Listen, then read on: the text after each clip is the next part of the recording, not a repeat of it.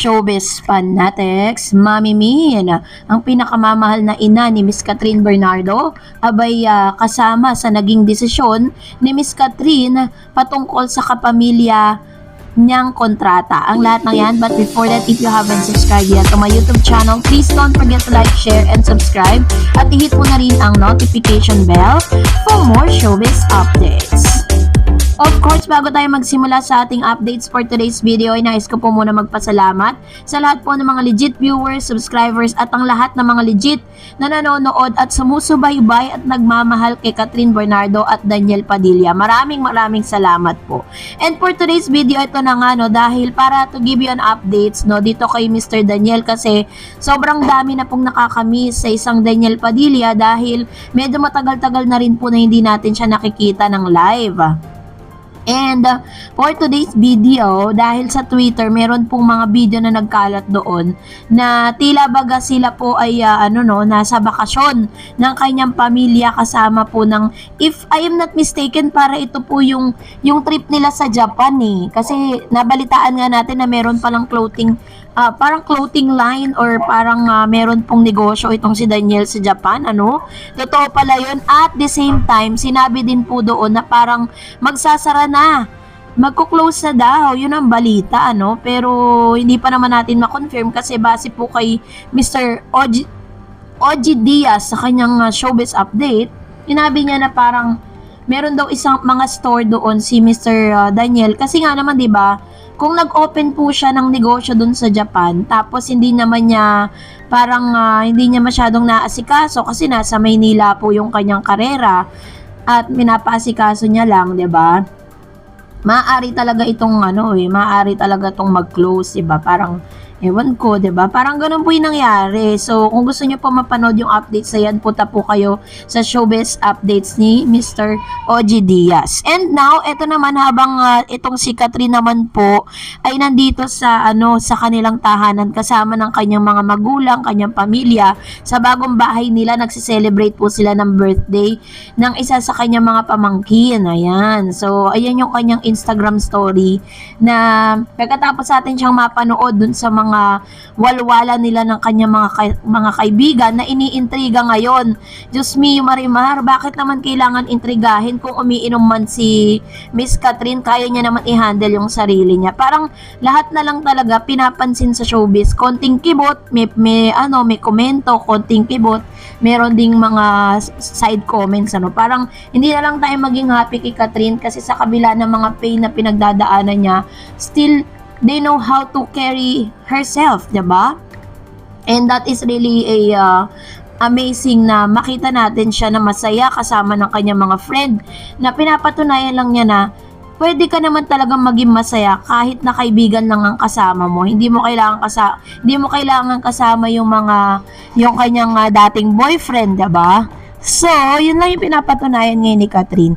But anyways, eto na nga, matapos kasing kumalat sa social media kasi pinag-usapan po ng todo to sa SOCMED na matapos pumirma itong si Mr. Daniel Padilla ng panibago or mag-renew ng panibagong kontrata, inaabangan din po ang pagre-renew ni Miss Catherine Bernardo ng kanyang kontrata sa ABS.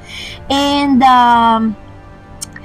marami po kasi ang nagsasabi na hindi na raw ito pipirma at aalis na daw di umano ito sa ABS-CBN. At isa sa mga dinutukoy na dahilan, sinasabi nila na parang nagtampo itong si Catherine sa ABS dahil mas pinoprotektahan daw nito si Andrea Brillantes, which is, let's give ABS-CBN the benefit of the doubt na kailangan nilang gawin yon dahil talent nila si Andrea Brillantes, diba? Pero siguro hindi naman po pagpoprotect yun, and syempre business pa rin kasi naman yun, diba? And of course, eto na nga, dahil naglabas na po ang Abante News ngayong January 25, 2024 ng isang sa entertainment column ng Big's Buzz. At dito po kinumpirma niya. Sabi niya hindi nalilisanin ni Catherine Bernardo ang bakura ng ABS-CBN at Star Magic.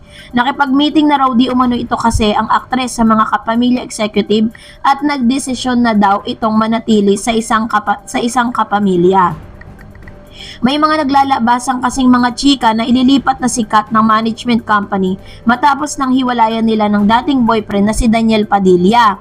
Yun po yung kumakalat sa social media. 4 years na rin ang huli siyang pumirma ng contract sa ABS-CBN at Star Magic noong January 2020.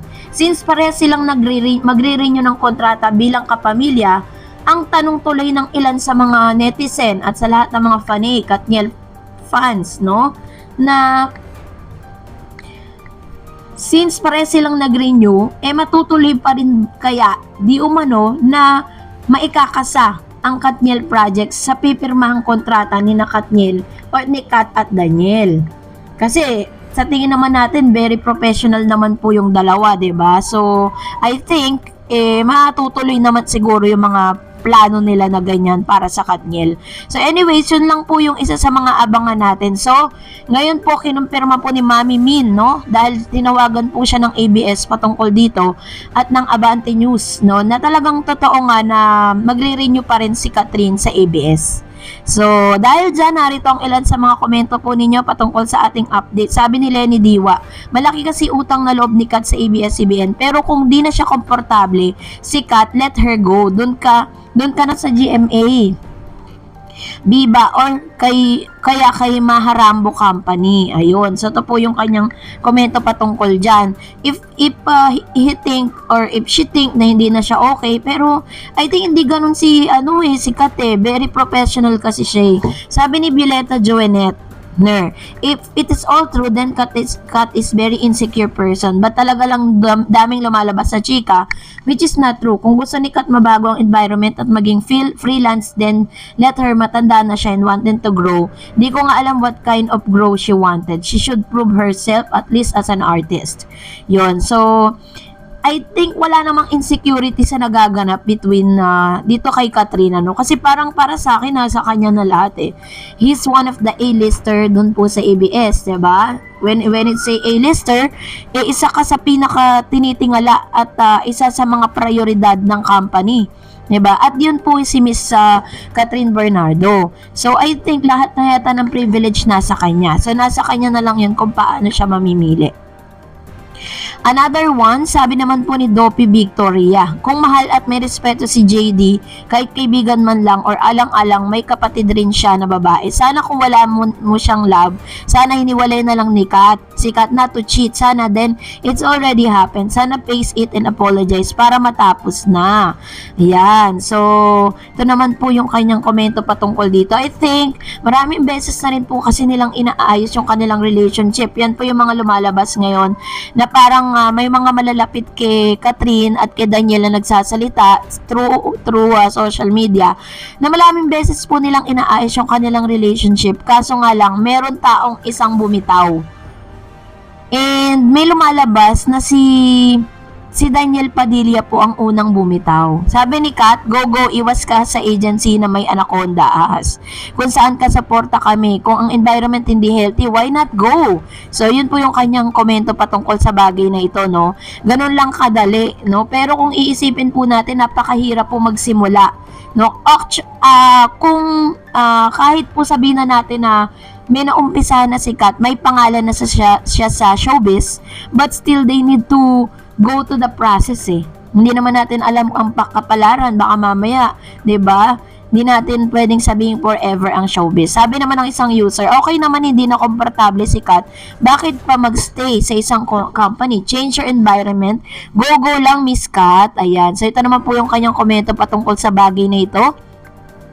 At yun po yung kanyang saloobin, no? So, salamat po sa inyong panonood. Huwag niyo pong kalimutan mag-like, mag-share, at mag-subscribe. At i-follow niyo na rin po ako sa aking Facebook page, Dar Eds TV. God bless everyone. See you on my next vlog.